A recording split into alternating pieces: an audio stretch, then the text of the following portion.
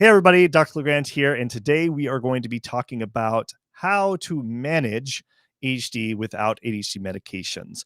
And the best way I can actually teach you this is really put you in my mind when I am working with somebody who's coming to see me that maybe ADHD medication isn't working. And maybe that's the problem that you're having is maybe it hasn't worked for you, or there might be a shortage and you can't even get medications at this point in time. But there's a lot of cases, about 20 to even 30% of people with ADHD, actually ADHD medications don't work. So I'm going to present a case here. And I had a patient of mine. She was she was in her mid 30s, and she was having a lot of challenges with where the medications weren't working. And a lot of the symptoms that she was experiencing were things such as like low energy. She was dealing with focus issues, irritability. She had stress and anxiety. She also had symptoms of depression, IBS, which is irritable bowel syndrome, so a lot of digestive complaints. She had lack of motivation and drive. She even had issues with poor memory. So this was definitely a challenge for her at work.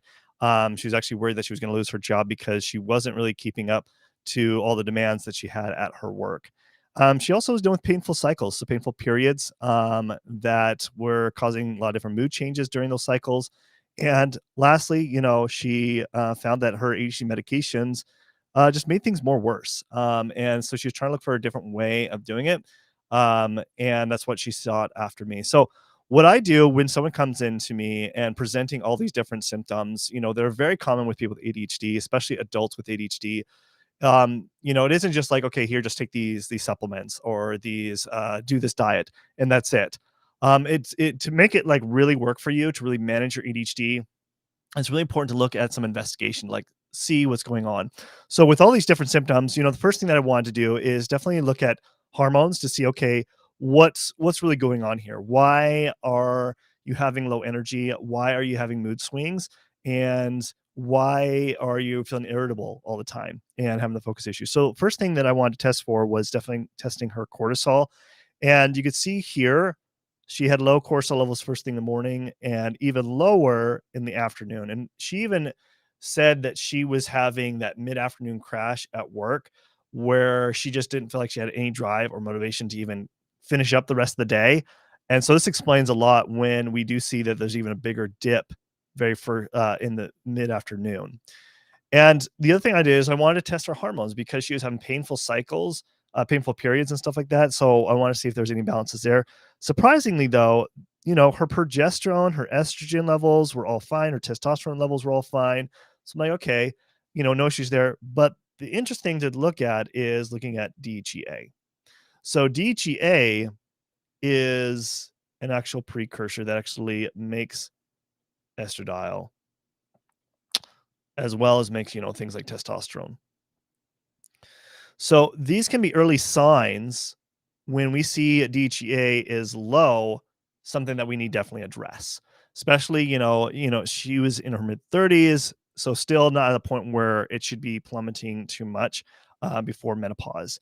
So what I want to do here is definitely address this situation first, and of course, adding some adrenal support is a big one. So having her take something first thing in the morning of adrenal support, as well as that mid-afternoon crash. And so usually with adrenal support like this one, has a combination of adrenal desiccated and some other herbal components that I won't get into detail today, but it's something I also use. So I use a different combo of different adrenal supportive stuff. But that's something that we implemented. Now, as far as DHEA, I put her on 25 milligrams, a day to help support the DHEA to bring those levels up. So that way things wouldn't get worse down the road, especially for her estrogen and testosterone levels as she gets older. So it's good to kind of prevent these things. But then, I still needed more further investigation on more of these other things. And the big one was definitely testing, okay, why is she not focusing? Why is she irritable still? And why is these changes happening a lot during her cycles? Because that's what she was kind of mentioning, like, especially like right before her period, she kind of like had a lot of these different mood changes and made her ADHD symptoms even worse. So that was kind of curious about that. And so the hormones, there was the DHEA part, but I want to look at, okay, let's look at neurotransmitter amino acids. And this was very interesting. I don't typically see people having this many amount of levels low. Usually there'll be some levels that are low, some that are high, but she had phenylalanine, phenethylamine levels were low, tyrosine levels were low, tyramine levels were low. All of these were low. Even her dopamine levels were low. Her 3-MT levels were low, which is a breakdown of dopamine. Her serotonin levels were low, as well as her 5-HIAA, which is also a breakdown of serotonin. And her GABA levels were low, and also her glycine levels low. A lot of things, a lot of amino acids, as well as neurotransmitters that were low. And so no wonder she couldn't focus or be motivation or drive. And she also was feeling depression and anxiety. So when we have low serotonin as well as GABA, that can definitely significantly play a huge part on feeling depressed, as well as having ADHD symptoms, along with also with low GABA levels, not be able to manage with stress. So she had all these levels were low. And, there's a couple things. Obviously, supplements are great. And that's what, initially that I'll do. But, I'll show what I do with supplements. But then there's a clear picture here within her diet, which I'll share some additional notes on this, is first off, yeah, I mean, we need to help increase her PA level. So adding something like D-L-phenylalanine is going to help improve that. L-theanine is going to be really helpful for helping dopamine, as well as serotonin, as well as GABA, those levels that are low. But one combo that I do like is Dopa Boost, because Dopa Boost has muconoperoons. It also has N-acetyltyrosine, because remember, she has low tyrosine levels and dopamine. So muconoperoons is like L-Dopa, which is a precursor to dopamine. So it's going to help with dopamine as well as low tyrosine. So it's going to help on those two fronts. And that's why I add the Dopa Boost. 5-HTP is what I added that because it's going to help with her serotonin. So 5-HTP is a precursor to serotonin. So it helps build up serotonin levels. Glycine. So straight up glycine, because she had low glycine levels here. And so we implement that. And then a B complex, because obviously B vitamins are really, now I'm sorry that you guys can't see that. I just realized I'm out of the way here, but that's glycine and B complex I added. And B complex, it's important to add a lot of different B vitamins because it helps build things such as like dopamine, as well as serotonin, and even GABA. So that's why I added that. Now, supplements are great. Now, the ultimate goal is really to start using food as your medicine. Now, some other really clear pictures of some additional notes with her case is she was eating a very high carb diet, like extremely high carb diet, and very low protein. Like, in fact, she wasn't getting much protein at all. And I mentioned she had painful periods, and a lot of the symptoms were happening like before her period. And then, she was indoors most of the time. Where she worked, she was indoors most of the time. She also had a hard time falling asleep and staying asleep. So because she would be ruminating and stressing at night. So, those were some of the other additional things that were going on there. So what was really important for me to implement is definitely implementing a more high protein and veggie diet, because all these numbers right here. So let me use a different color here. So tyrosine, dopamine, and what was the other one? I've already covered it up. Tyramine over here. All these rely heavily on high protein. That's how they make tyrosine is built. And also PA is really reliant on a higher protein diet. And the fact that she was just doing a high carb and very low protein diet explained why she needed to add more protein. So I had her add more just healthier proteins into her diet, and then high veggies for a lot of the minerals. And I'll explain a little later on some other test results of why we need to also add more of a higher veggie intake. So next thing that I need to test for, now remember she was dealing with also IBS, so irritable bowel syndrome. So the gut is really important. It's like a second brain. So it's something we definitely always need to address, because the gut is what actually feeds the rest of the body, is what feeds the brain. And if there's imbalances going on there in our gut, guess what? It's not feeding the brain. And in fact, 90 to 95% of a lot of our neurotransmitters are made in the gut. So if the gut isn't working optimally, we definitely need to address that. So I tested for her gut flora, and definitely where imbalance is going on right here. So a lot of imbalanced flora here. And then other things that also I want to point out here is her short chain fatty acids were low. And why is that important? So short chain fatty acids, it's really important to have a good adequate amount, because it does help with our immune system. It does help with our gut flora. So it's very, very important that this is addressed. And some of the big things to be implementing here is definitely fibrous foods. But, obviously we want to make sure that we're balancing out the good gut flora. So we added a probiotic to replenish some of the good gut flora. Also a pancreatic enzyme. So pancreatic enzymes are help digest our macronutrients, so it doesn't cause inflammation throughout the gut because she was dealing with irritable bowel syndrome. HCl because she was also running very alkaline. She didn't have as much stomach acidity, so we added something like betaine HCl to help break down the foods even further. And she definitely found a big difference with that, where she wasn't having a lot of the IBS symptoms. And that's kind of like the first thing that you need to be kind of addressing when you're trying to manage your ADHD symptoms. Are you having digestive symptoms? Because if you are having severe digestive symptoms, then it can make it very difficult of anything that you're implementing as far as treatment and foods to make it work, because you got to address the gut, because the gut is actually what really breaks down all the foods that you're eating to help feed the rest of the body and feed your brain. Okay. So the next thing, supplements are great, remember, but I always like to make sure that we're implementing more food and becoming food as more of our medicine. And so usually what we're going to do when we're replacing supplements, that even the ones that we added, the pancreatic enzymes, the probiotics, stuff like that, is adding bitter foods and sour foods, as well as high fibrous foods. Because of her she had a low amount of short chain fatty acids. It's important to add lots of fibrous foods. So a lot of different vegetables, but a lot of your bitter or sour foods, such as apple cider vinegar, grapefruit, 100% cranberry juice, and other bitter foods as well. So these are things that are going to help stimulate. It was going to help, stimulate her digestive enzymes, but also gut flora, as well as getting the fibrous foods to helping rebuild and also getting a lot of the toxins out of her body as well. So the next thing, I did test for other further micronutrients just to make sure, because she had the fatigue. So I definitely checked her thyroid, but her thyroid numbers were fine. There was no issues with the thyroid, even testing for free T3, free T4.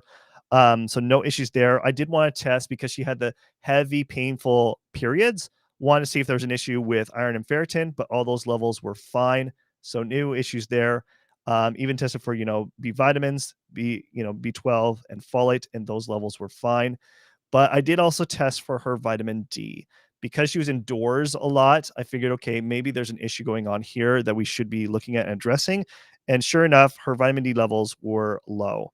Now, I know the reference range is here, but I actually like to see this anywhere between, 50 to 80 typically, is where I ideally like to see it. Because if it's any lower than that, you're going to deal with a lot of different symptoms. So I supplemented a vitamin D, 10,000 IUs for 3 months. Okay. Then I took her down to 5,000 IUs for maintenance dose.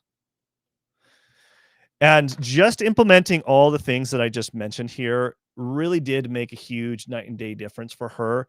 And she had better focus. She had better energy. Pretty much a lot of all her IBS symptoms were gone. So she didn't have to deal with, the irritable bowel syndrome and gassing and bloating, the painful abdominal pain that she was experiencing. And then on top of that, a lot of her anxiety was gone. She was able to sleep better at night, and she just had better mood overall. And so she wasn't having those constant weird mood changes around her cycle. But more importantly, is that her symptoms, a lot of her ADHD symptoms, she was able to focus and just have better energy. And so those are the biggest wins for her. And that's what made all the difference. It's like, this is how you really are able to manage your ADHD symptoms without ADHD medications. In fact, she didn't have to rely on medications anymore at this point, because remember, they weren't really working for her, and they were actually causing things worse. And after implementing these things, she found, like, you know what? She felt like she didn't need to take them anymore, so she didn't have to. And she used more food and lifestyle for her medicine. And that was the great thing. So, I mean, if you are looking, to have very similar results, be able to find out this information for yourself, it requires investigation. Like, that's the very first step to really make how to manage your ADHD without medication, is you got to do a further investigation of what's really going on. So, I mean, if you want my help, like, you don't need to go to medical school like I did. I mean, for my journey to understand about my ADHD issues, because medications didn't work for me either, I went to medical school and did continuing education. Cost me over $500,000, but you don't need to do that. You don't need to spend that time, because here I've already done the heavy lifting for you. You also, most people don't realize, but people in research, they have found that people who don't get their ADHD treated correctly will waste over $1 million in their lifetime on poor decision making, losing jobs, missed opportunities, our executive functioning issues. But I don't want you to have to deal with that. Like, there's no sense to actually go throughout your life of having your ADHD not treated correctly. So there's no reason to be able to wasting money on that. And so what I'm offering you is you can schedule an actual one-on-one with me, a deep dive, consultation. Is 45-minute to a 60-minute consultation. It's a $750 value. I also have you fill out a focused mindset questionnaire. So this is really important. It's a $197 value because this is how I'm going to be able to help you create an action plan for your ADHD and put that together. Also, if you do a book today, like you do get access to our ADHD health course. That's a $297 value. So the full value is $1,244. But for today, you get it for just $197. That's it. Steal of a deal. All you got to do is just click on the link in the description below to book that consultation one-on-one with me. So that way we can really understand why you are having these issues with your ADHD and really create an action plan that's going to help you finally unlock your true potential with your ADHD. So like I said, once you click on the link in the description below, you'll just go here, you'll purchase, you'll go and schedule your time, your date and time. There's mornings, afternoon, late afternoon, and evening, depending on your time zone. You can also always email me if for some reason there isn't the right times, and we can always try to figure something out. And then you just put in your event information. Then it's really important once you get to this page, once you've purchased and picked your time, it's important to check your email to make sure you got your confirmation email of your appointment. There's also a second email you should get that is from our Practice Better, which is our client portal. And this is where you're going to fill out the client questionnaire before appointment. I need that way before because this is how I put together your action plan together. I need to see that before our appointment. So it's very important that you fill that out. As well as if you do have any previous labs in the past year, go ahead and upload that and I can look over that if you think that's going to be valuable information to send me. But testing isn't a requirement. It's just if you have any standard labs that you've had with your other doctors that you can send my way. And then make sure to just block out 45 minutes to 60 minutes because sometimes we might need to go over time if you have additional questions. So just make sure to block out that time. But that's all you do. All you got to do is just click on that link. And thank you guys so much for attending. If you really, truly want to take action now on your ADHD health and just been sitting on the fence, then this is it. This is how I help my patients and clients get the results. And all you got to do is click on that link in the description below. Thank you guys so much for attending. If you haven't subscribed. Hit the like button if you like this live stream because we do these live stream every Wednesday at 5 p.m. Pacific Standard Time and 8 p.m. Eastern Standard Time. So see you guys in the next live stream. Thanks. Bye.